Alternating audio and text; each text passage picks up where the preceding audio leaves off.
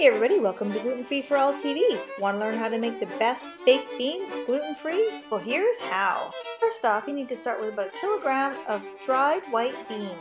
With any kind of dried bean, you just want to make sure you wash them well in cold water. Now, place them in a pot and add 6 cups of cold water. Bring to a boil for 1 minute and then turn off the heat. We're going to let these sit now for at least an hour. Now, let's get the rest of our ingredients together. We need some bay leaves, some bacon, an onion, some garlic, and some cayenne pepper. So to your beans, add the 1 teaspoon of cayenne pepper, 1 small onion, preferably whole. This will make it a lot easier to remove later on. 1 bay leaf. We're going to add 1 or 2 whole garlic cloves. And finally, 2 to 3 strips of bacon cut into strips. Give it a good mix. Cover the pot and let it simmer for about an hour and a half. Once partially cooked, you'll be left with a lovely liquid full of flavor. Do not throw it out. We'll need this liquid for later.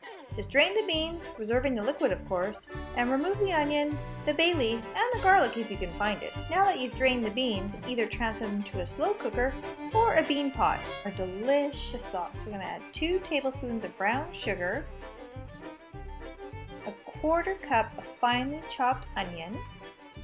Now that also not so secret ingredient for the tomatoey taste, a 1/4 cup of ketchup. As always, just make sure the brand that you're using is gluten-free. The next ingredient in any good baked beans is molasses, or treacle as they call it in the UK.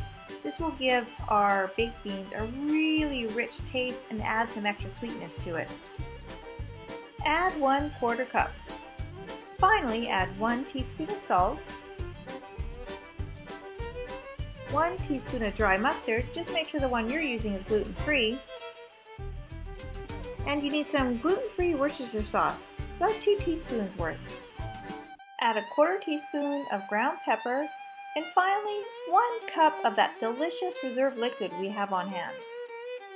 We're going to give this one last gentle mix, make sure everything is well combined, and then we're going to turn it on high heat in a slow cooker for around 4 hours. You can also cook this in a bean pot. Just make sure you have a tightly closed lid and you cook it long and slow. As I mentioned before, about 4 hours should do the trick, between 4 and 4.5. Just make sure your beans don't dry out. If they start to look a bit dry, add some more of the reserved liquid or water if you need to. You want to make sure you have a nice rich sauce. The longer they cook, the deeper and richer in color they'll become, and the more flavorful as well. Hands down, these beans will beat anything you can buy in a can, and they're gluten-free! So if you like that video and you want to see more, make sure you like, subscribe, and please do share it with your friends. Thanks for watching! Bye!